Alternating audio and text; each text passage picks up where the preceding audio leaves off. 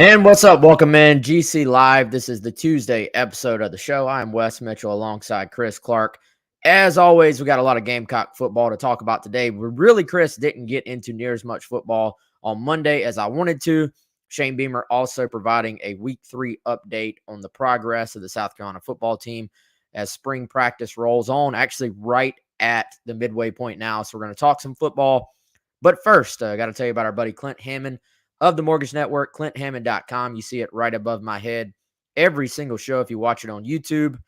NMLS number is 71597. Email address is chammond@mortgagenetwork.com. Several phone number options right there you see on the screen, 803-576-4450. Again, like we always tell you, if you're in the market for a new home, give Clint a shout. He can help walk you through what is sometimes a daunting process and make it very simple. Again, we always appreciate Clint for being a long-term presenting sponsor right here on GC Live. Like I said, Chris, we wanted to talk football yesterday. We got to, I think, about the 52-minute mark of the show, and we still hadn't talked any football. We did close it out with some ball, but I wanted to continue that conversation and talk a bit about what Shane Beamer had to say today during his press conference. Not the most newsy press conference, you would say, in the world, but still always newsworthy when the head coach talks. So I guess your initial thoughts, impressions, takeaways from Beamer's chat today, man. Well, I mean, he mentioned that the team is banged up, and what you don't like hearing that if you're a Gamecock fan, but what you do like hearing is no serious injuries, right? So we know that, for instance, one of South Carolina's absolutely key players this year, in Jaheim Bell, remained sidelined with a hamstring injury. Beamer mentioned that they had some groin issues, some hamstring issues across this team, but nothing serious, which is good, right? As far as we know, Marshawn Lloyd's still been out there at practice. A lot of starters still in place. But what this has allowed for is, some of the youngsters to go out there and get some more run. Obviously, tight end's been hard hit. Jaheim Bell, who is called a tight end, but he's not. Marcus Satterfield saying he's a wingback. Trey Kenyon's been out. Austin Stogner's not in Columbia right now. So they're very, very thin at the tight end spot. But at some other spots, they've had some guys, whether it's because of injury or defections, Aaron Sterling, JJ Nagbare, for instance, they've been able to get some of these youngsters some much needed run in spring, which is really, that's what it's about, is continuing to develop some of these young guys. Definitely, man. I want to give a shout out to everybody on our chat line. See several folks already weighing in. Hope y'all are doing well. Hope wherever you are joining us from, that it is as nice of a day as it is in Columbia right now. Beautiful, very few clouds in the sky. The sun is out. It is awesome in Cola. Again, practice number 7 was this morning. Practice number 8 will be Thursday morning. We'll actually get to watch a bit of that. First 5 sessions, Chris, and then first scrimmage on Saturday. As Beamer said, though, it sounds like the scrimmage is going to be somewhat determined as far as the logistics of it by exactly who all is available, who gets banged up between now and then. And I agree, man. I think that's kind of the story right now. Like, it has gotten to the point in spring, and I kind of feel like unless you're just incredibly lucky, pretty much every team gets to a point in the spring where it's like injury season, basically. And it's luckily for South Carolina, as we've said, as they've said, there's nothing, that is expected to linger into the offseason. I think, there's some guys have been missing that haven't even been mentioned yet by Beamer, that it is more just along the lines of, okay, if it's a veteran guy and, you have these soft tissue issues, there is no reason on the planet to risk this being one of those things where you rush a guy back and then it's, oh, he's out for 3 weeks again. Then you get into, a guy starts missing time. He wants to get back to summer workouts, wants to get back up to capacity as far as weightlifting goes, right? Tries to get back out there, pushes it, and then you're at another 3 or 4 weeks. And how many times have we seen a guy have a quote off-season injury and it just lingers? So I think they're kind of being careful. They've got bumps, bruises, ankles, groins, hamstrings, stuff like that. When you have physical practices and when you're practicing as much as there's as much movement going on as there is right now, those things are kind of par for the course. So I think, it is at the point where it's kind of affecting practice, it sounds like, as far as position groups just sort of getting knocked out, so to speak. But hey, that opens up opportunities for other guys, and we'll see who can take advantage. I will say this, a small takeaway that caught my attention, not injury related, but Tyreek Johnson getting a little bit of love today from Shane Beamer. He's been rotating in from what we have seen and heard with kind of the twos at one of the edge spots. And Chris, he's one of those guys that he's been here a while. It's kind of like I'm not trying to put a negative slant on it, but it's kind of like it has to be now or never for a guy like Tariq Johnson. So that's a kid I think always has come across as a great sort of low key dude, no problems off the field ever. Just sort of has gone about his business, has dealt with his own injuries, but somewhat noteworthy, I would think, that Beamer kind of singled him out today. Yeah, and if you asked me your next question to me, if it was anything in the realm of what did you hear next from Beamer, or hey, who were some under the radar guys? Who were some of the guys that have been able to get more run in practice because of defections? That's exactly where I was going, was Tyreek Johnson. There have been spurts during his career of USC, which, like you said, Wes, he has had injuries. That's been a part of his journey and a part of his story at South Carolina. He had the ACL. He's had some other injuries that have really held him back. But he's always, the one thing we've consistently seen and heard from him is that he's just a really technical, fundamentally sound type of guy. Even when he was a freshman, which was, 2018, Wes? Is that right? I think he was 2017 class, gray shirted, right? Or something like that, came in. So I just remember when he was a freshman, lots of guys ahead of him, hearing that he was a really technically sound guy. And even in the windows of practice that we've gotten between now and then, you will see some of that. So there have been some little flashes for Johnson. He's not going to be, as physically gifted as Jordan Birch, for instance, but he does have some experience. He is a guy that's got heavy hands, and he's a guy that's interesting. So look, that's the position. We talked about this, hit on this a little bit the other day. It is imperative that Jordan Birch and Jordan Strong, can take the leap from playing 20, 25 snaps a game to playing 40, 50 as the starters and be very productive. And it's also imperative for some of the guys that have been behind them, Tyreek, Gilbert Edmond, Hot Rod Fitton. These are the guys that need to step up. So I see Johnson as a key player this year, even if it's just in a reserve role. Yeah, another point here from Nectario saying it was nice to hear Hank Manos has stepped up his game a bit. Absolutely, Hank has always looked the part, man.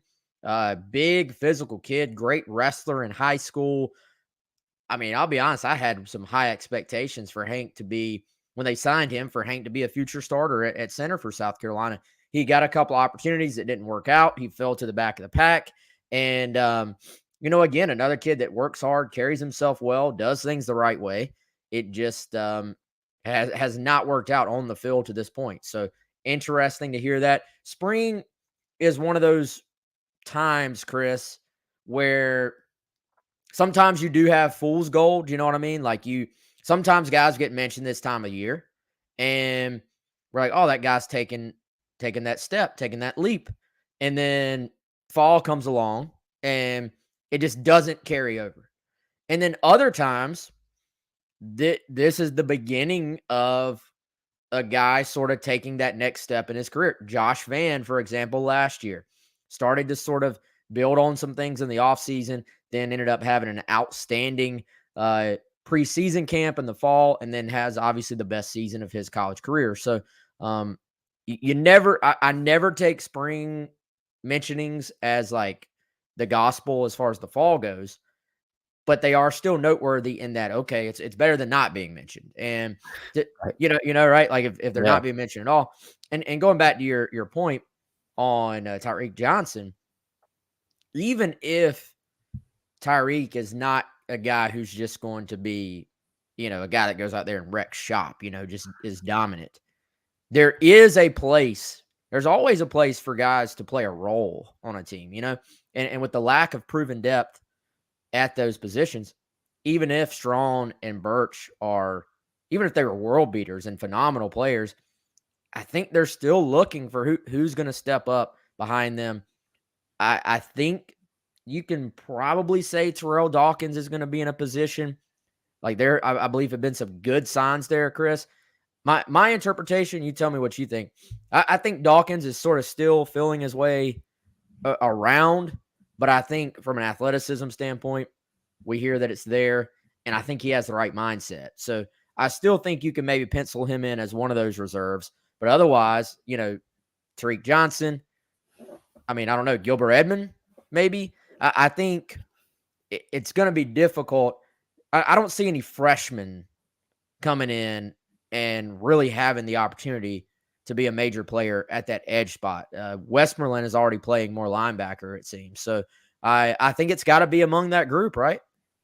Yeah, I think it is. You mentioned Dawkins, and you've got Johnson, you got Gilbert Edmond, who you mentioned also, Hot Rod Fitton, and Fitton's been around a while too. It's another one of those guys of, okay, this is your opportunity. And it's going to be, again, going back to critical. I mean, you can't expect Birch and Strong, and they have their own work to do, right? To be able to remember what South Carolina's losing. Aaron Sterling, who played 15 years at Carolina and was a really, really productive and underrated player, and JJ Nibari, who's going to be a second, third round draft pick, probably, just mocked to the Green Bay Packers, actually, Wes, in the third round by one expert at NFL Network. So they're losing some talent there, but it's critical. Again, you go look through the snap counts last year. It's not the same two guys playing all the snaps. You need some guys to come in and play 15, 20, 25 snaps for you as those backups, and then you're always just an injury away. So they have some guys. They just haven't had a lot of guys that have done it. Terrell Dawkins, he's a relatively young player. He's coming into a new scheme. They've been very upfront about the fact that this scheme suits him better, but nonetheless, he's still learning new scheme. He's learning new tactics, new drills under Sterling Lucas, bringing some stuff from the NFL. But he does have, I get the same sense you do, feeling his way through it, but physically, in terms of the size, the tools, they're there, and they need to continue to hone those as time goes on. Yeah, I think there's some interesting there's some younger guys, Chris, on this roster that aren't quite to the point maybe of Tyreek Johnson as far as being what I would call like that crossroads where it's kind of like now or never. But there are some younger guys who are getting, from everything we're told, extra practice reps because of what is happening around them. So Craig brings up Shirai Green. I think obviously there's going to be an opportunity for Sherrod if he's back completely to 100% to have a huge year, I think, and to be a starter. And I think if you're penciling things in, Brad Johnson and Sherrod Green are probably your starters as you zoom ahead to the fall. But, South Carolina has been, by all indications, very careful with Sherrod Green about not mixing him in there too early. They've actually been careful with Brad Johnson as well. And, so you look at linebacker, this has been, I would say, a really big spring, really big opportunity for your guys like Debo Williams, your guys like Mo Kaba.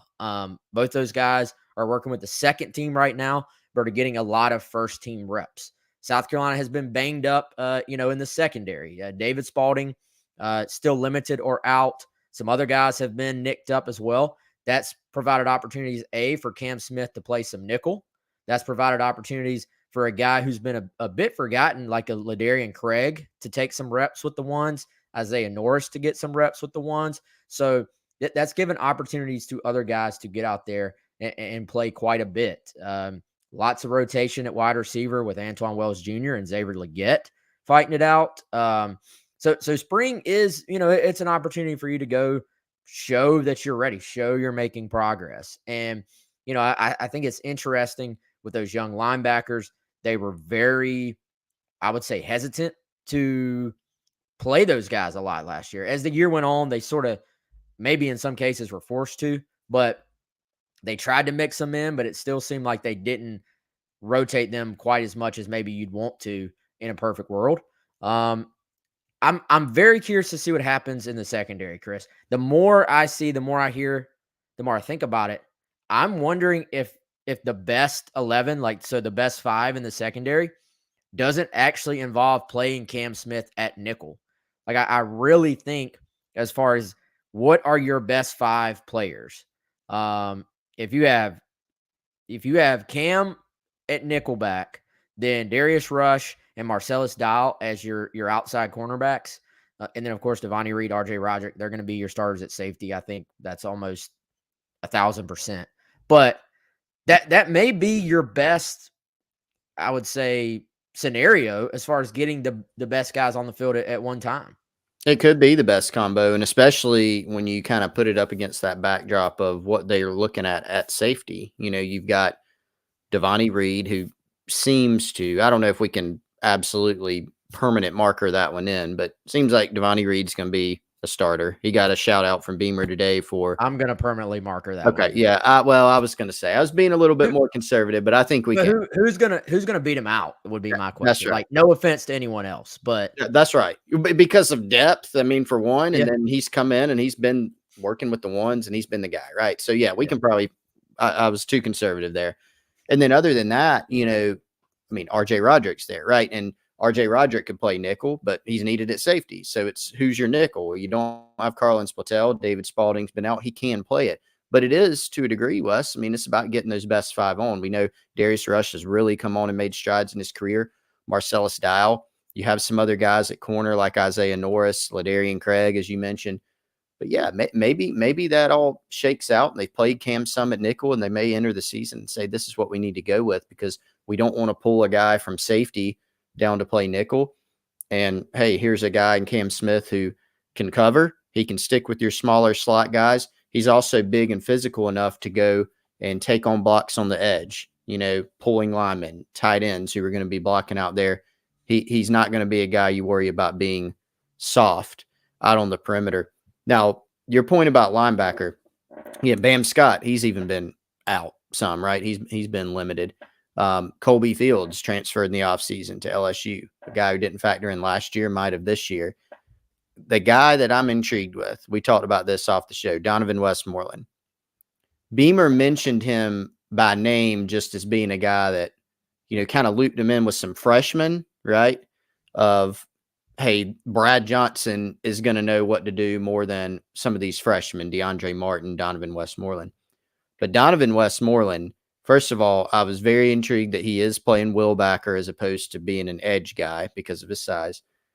Once he figures out what to do and learns to play in space, I think he could be really good.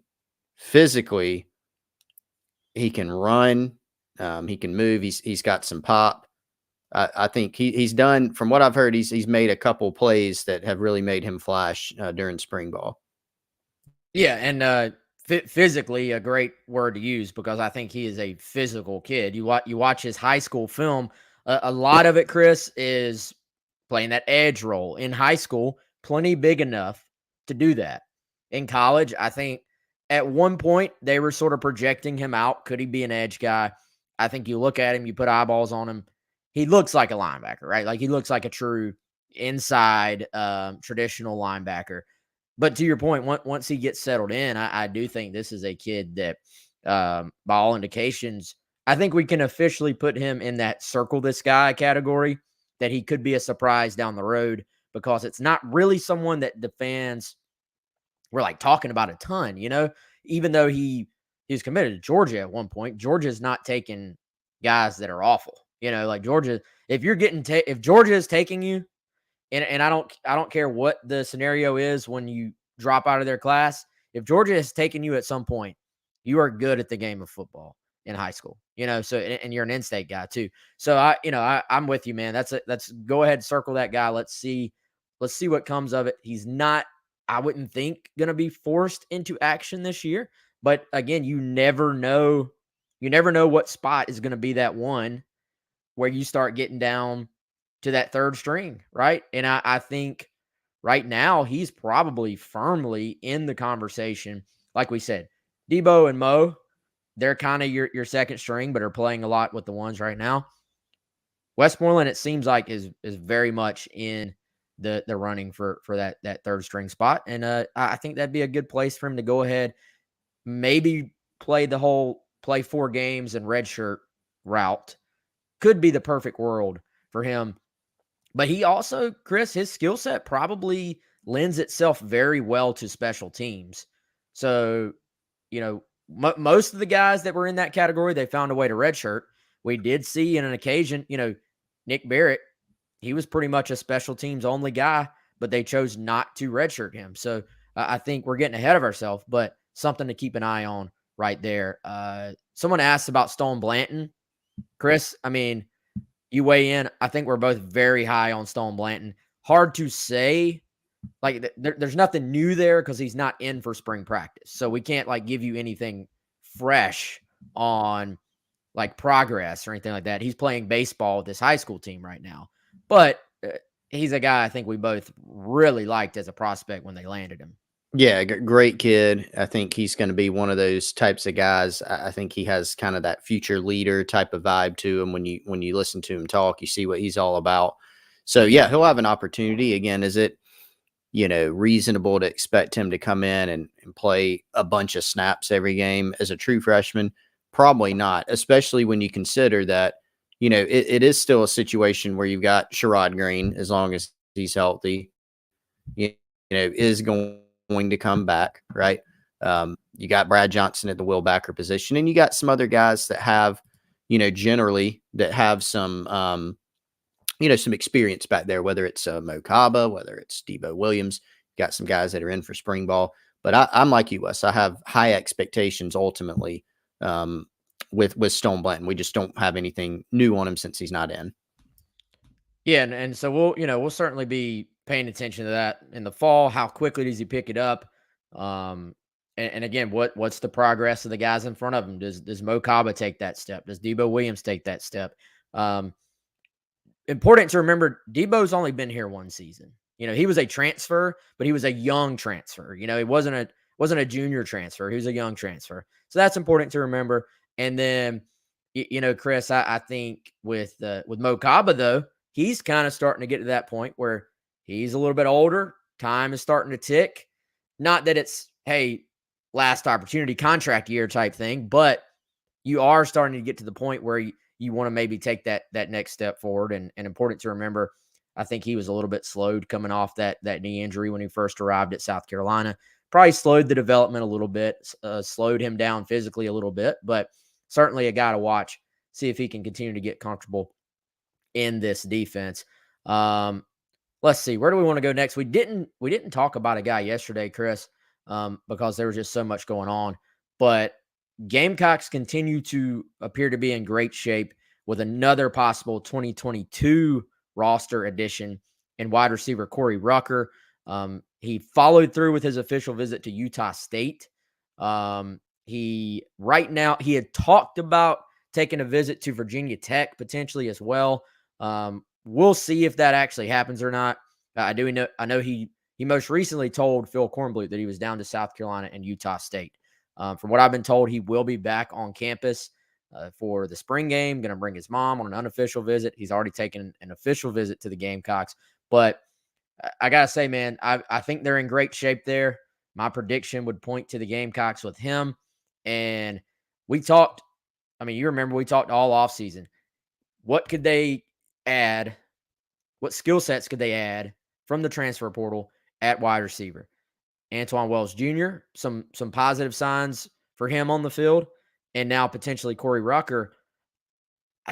Other than maybe like a couple of these just super high-profile Oklahoma guys that people were dreaming about early on, I don't know that you could have done much better.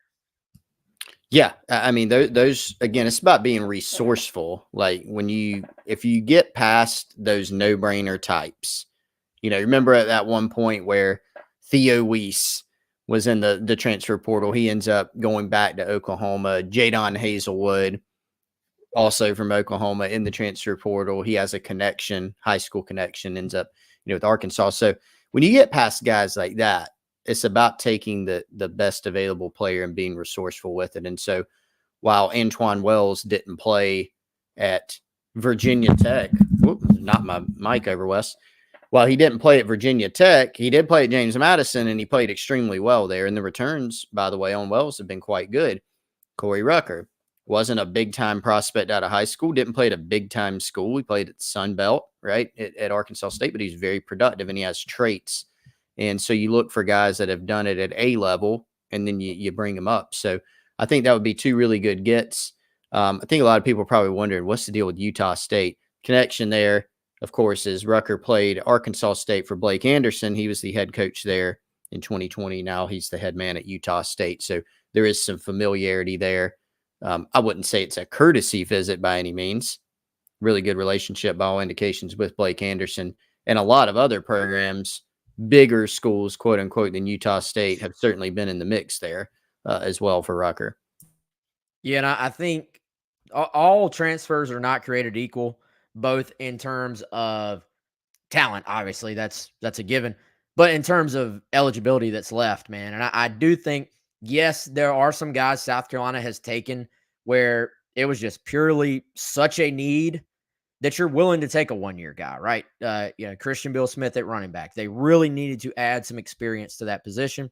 That's what they did. Devontae Reed at safety, same deal. Spencer Rattler has eligibility left. Let's be honest. If everything goes to plan for Spencer Rattler, he's probably at South Carolina for one season. Now, on the other hand, you look at some other guys like Antoine Wells Jr., Lavassier Carroll, who has a little bit more, I would say, of a projection because he's going from DB back to running back, but, has 4 years of eligibility left, actually, because he redshirted. Corey Rucker, 3 years of eligibility left. So if they can close this out and land him, kind of looking ahead, Chris, from what I've been told, man, this was going to be, and if you look at the roster, easy to see why, this was going to be a huge receiver class for South Carolina. I'm talking, maybe you have to take 4 guys looking ahead to 2023. If they can get Rucker, I think that lessens the need to take, that full 4 or 5 guys class, and it sort of dials it back to maybe you can take 3 guys if you get the right 3. And I think you always kind of, if you can, you want to avoid what I would call those kind of Spurrier classes where, say what you want about Steve Spurrier, but I mean, I've talked about this before. Remember, every class, there was like at least one position where it's like, oh, they're going to take 7 tight ends this class because every tight end is going to graduate or transfer this year. So Yep. you want to avoid that and stay somewhat balanced, right? And I think the portal helps you do that. It does. Now it's a great gap filler, and South Carolina obviously has some shorter and, longer term gaps. And with the portal, as you said, the points you made, you can kind of hit on both those things. So you can hit on a short term need where Antoine Wells, Corey Rucker, they can help you in the short term, and they can also help you in the long term, because as opposed to feeling that pressure and anxiety of bringing in a guy, I've got to bring in 3 guys that can help next year. Well, yeah, you still need to bring in 3 guys, but you can maybe you bring them along quicker. Maybe 1 plays next year as a true freshman, and then you can kind of bring 2 along more slowly because you've got a guy who's back from that previous class as a transfer who played for you this year, and he can also play for you the next year, maybe even one after that. Speaking of pressure and anxiety, Chris, I'm going to help you cure your taxiety with our friends at Liberty Tax right here in Columbia, 803-462-5576. Actually, anytime we bring up a chat, that is technically brought to you by our good friends at the Liberty Tax team. They've got locations in Columbia, in Irmo, and in Lexington. Again, it's 803-462-5576. You see it scrolling on your screen at the very bottom if you're watching us on YouTube, Facebook, or Twitter. And Larry and the tax team at Liberty Tax Right now, they're going to be open late. They're going to be open on weekends. They can do in-person tax prep. They can do online, sort of just like Zoom type tax prep as well. So whatever you're most comfortable with, whatever you need right now to make sure that your tax season goes very, very smoothly, check out our friends right there at Liberty Tax. They are a pretty new sponsor here still on GC Live, and we appreciate Larry letting us be a part of what is certainly their busiest season of the year. So give them a shout, 803-462-5576. Chris, let's change gears before we get out of here. GG Jackson, the most famous man in Colombia as far as hoops go. Well, as far as men's hoops go right now, would have to be GG Jackson. And Lamont Paris, South Carolina's new men's basketball coach, meeting with him on Monday. I want to go ahead and invite, I won't say push, I say invite everyone to go check out GamecockCentral.com. Colin Taylor doing an excellent job of getting an interview with Coach Stoneman from Ridgeview. And he gave some reaction, gave some knowledge on how that visit went. But I don't know, man. This is going to be very interesting. It feels to me, tell me if this is the vibe you get as well. It feels to me like GG Jackson, his family, are kind of at the point where they're like, we're not leaning to South Carolina by any means right now, but we're listening. Like we're willing to have the conversation. Now, that could obviously start to go one of two ways. If you're a Gamecock fan, you hope there's maybe another official visit to campus. But that's my vibe. They're listening, and it's going to be very difficult to predict what's going to happen at this point in the process. Yeah, and obviously what we all thought before Frank Martin's departure is that it looked pretty favorable on the GG Jackson front, and then all this kind of threw that into doubt. So the number one question was, will Paris be able to get a foot in the door with GG Jackson in his camp? And the answer to that has been yes, which is certainly a positive development. What does it mean beyond that? We don't know yet. So I think the biggest step is to prolong that process, right? So there's been a lot of talk, not even rumor. I mean, Gigi has said it, hadn't really outlined a specific date, but has mentioned several times that he's moving closer to a decision. So they need him to kind of prolong that process and then maybe another visit to Carolina and see where it goes from there. And there's not a familiarity level there with GG Jackson, his family, with Lamont Paris. It's all brand new. There are certain elements of the Gamecock basketball program that are there. I think the good news, or one of the selling points for Paris, would be some of the same things are still in place. Columbia, stay at home, be the face of the program. It's about these other factors that they're going to have to overcome. And it will be difficult, in my opinion, but they're listening. And like you said, I think that's a positive. I think realistically, Chris, and this isn't from any information. This is just, I would say, almost common sense. One of the biggest things to overcome, other than the obvious, which is the long time relationship with Frank Martin and the staff, among not just GG Jackson, but his parents and Frank Martin and staff. The other part, the perception of the program right now with the number of guys hitting the transfer portal. I think we all knew that it was very likely a lot of guys were going to hit the portal. We didn't know necessarily exactly how many, exactly which guys. If you're Frank Martin and all other things being equal and you were back here, you're probably selling, look, we got this young guy in Devin Carter that's coming back.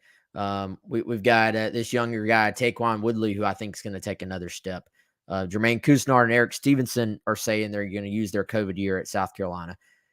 You're not really ever using the word rebuild, right? The teams that South Carolina is battling for GG Jackson right now are going to say, we're in a far better place as a program. And if you are a one and done, you don't want to have to carry the whole program on your back for the 1 year. So I think, yes, the relationship has, that's going to be tough to overcome. But the other part, Chris, is just the reality of it being a different situation. Now, the other sort of intriguing part of this is we're all maybe still thinking of G.G. Jackson as like maybe being a 2022 kid, but technically he's still a class of 2023 prospect. So, maybe it's not so much that if you're Lamont Paris that you're selling him on this coming year's team being, a juggernaut or something. You're kind of selling him on, hey, this is what it's going to be when you get here. Maybe you sort of back off of that whole enroll early thing and start pushing for 2023. That's right. That might be the better strategy for South Carolina. And I mean, you look at the other schools on GG's list, right? It's a great point that you made. North Carolina and Duke, two blue bloods who are, oh, by the way, in the Final Four. You got Auburn. You got the G League, which is get paid now type of thing. And so there's some heavy hitters and things that play there. So, again, uphill battle, in my opinion, given all these different circumstances. But listening, you've got your foot in the door. You got to try to keep it there for as long as you can. And we'll keep following it. Colin, like you said, did a great job getting some more insight in that. Check that out on GamecockCentral.com. If you are a subscriber, you can get that insight and much more. And we'll just keep following it and see where it goes. Yeah, if you're not a subscriber, you can get right now 4 months for $10 total. You know what? If y'all are watching live right now as we record, I'm gonna go ahead and throw that link onto the YouTube page. Try to throw it on the Facebook page too, but I'll give you one positive and one negative from the article. In my opinion, the positive was let's take this quote right here. From Stallman, he said, I quote, "I think if they had made their minds up, he came in talking about Paris. Paris came in and really made them think, quote, maybe I need to wait a little longer. I think the longer they wait, the more an opportunity South Carolina will have." So Stallman goes on to say, at one time his decision was to be after the Final Four and before his AAU season kicks off. He was wanting to do that, but the pitch that coach gave maybe extends it out. So Stallman is essentially admitting, hey, this sit down might have been enough to get him to extend the process out a little bit. That has to be considered a win for South Carolina. The part that I would say has to be considered a negative is that Mama wasn't on this visit or in this visit. They didn't go to South Carolina. They're at Ridgeview, but Mama wasn't there. I don't know the logistics. Maybe she had to be at work or something. I don't know. But I know as close as this family seems, her getting to meet Lamont Paris and kind of hear and see the vision for herself is going to be a major part of this process as well. So we'll see. Does that happen? Does that happen soon? Is there another visit? Again, Colin doing a great job. The link is right there. Y'all go check it out. But it's going to be fun, Chris. It's going to be fun to see it play out, I think. Yeah, it is. And again, they need more time. Lamont Paris does to kind of navigate this process. They need to prolong it. And obviously, the more FaceTime that GG and his parents, his family, and those around him get with Lamont Paris, the better. So another visit to campus, not that hard logistically to make happen. They need that to happen. It needs to be a higher comfort level. Beforehand, there is a big time comfort level with all the people around the South Carolina program. Those people have changed, so the circumstances have changed. Certainly, man. All right, y'all. I think that's about it. As you mentioned, though, dude, how about the fact that Duke and North Carolina have never played in the NCAA tournament? That's hard to believe. That is insane to me. Very hard. We've seen, the only thing I can compare it to for us is South Carolina and Clemson playing in Omaha in baseball.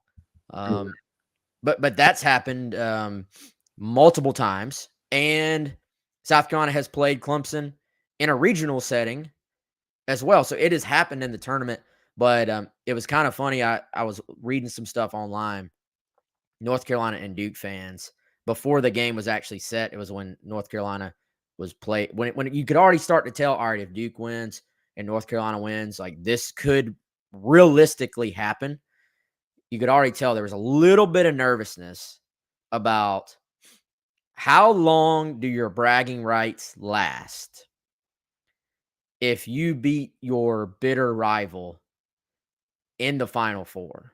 You know what I mean? Like, regular season games don't count for at least 5 years, I feel like. Like, there's no talk. If one team wins and the other one wins in the regular season next year, there's nothing the team that just won in the regular season can ever say.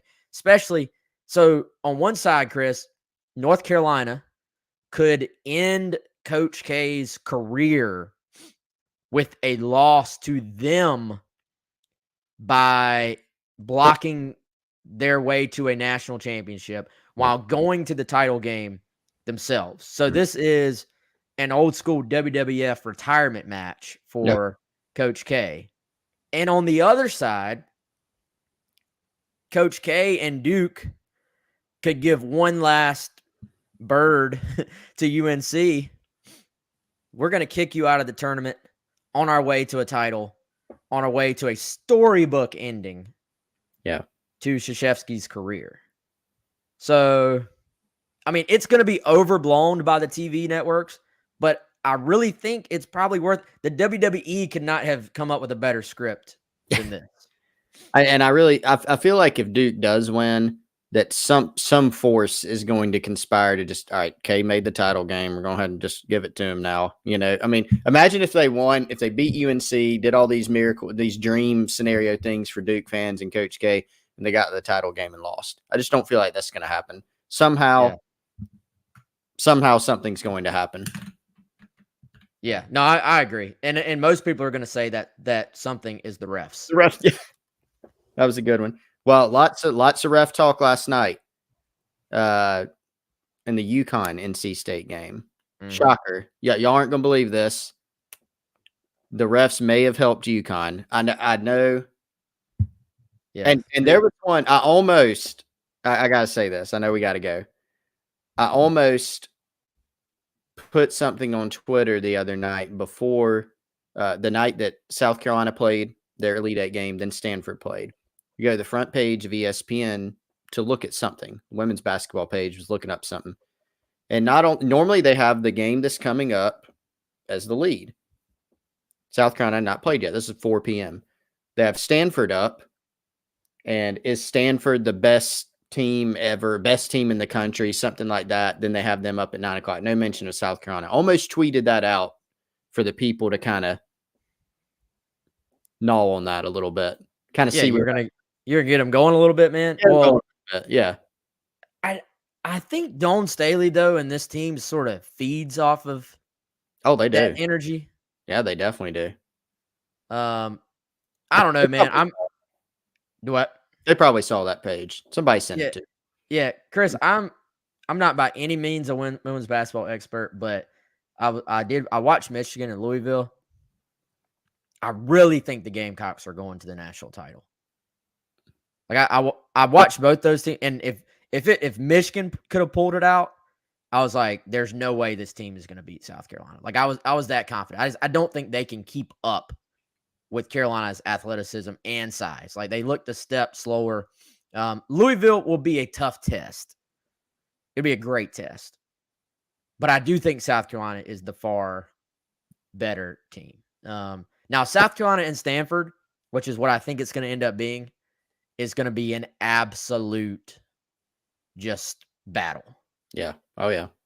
So it was a great game earlier this year in Columbia. It was a great game. Stanford is a tough matchup for anybody, but they have more counters to South Carolina's strengths, which is inside play, because they have 10 girls who are 6'5" or more, it seems like. Yeah, when they just recruit twins. They just have doubles out there. They have doubles out there.